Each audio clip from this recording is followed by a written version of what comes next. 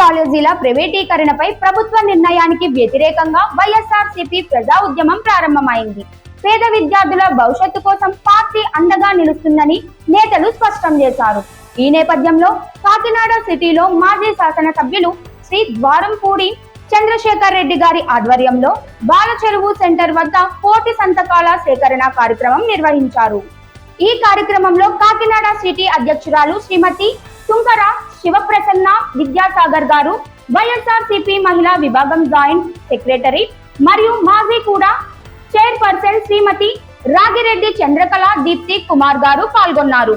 Kakinada city మరియు జిల్లా స్థాయి నాయకులు, మాజీ కార్పొరేటర్లు, కార్యకర్తలు వర్షాన్ని పట్టించుకోకుండా పెద్ద ఎత్తున హాజరై కార్యక్రమాన్ని విజయవంతం చేశారు.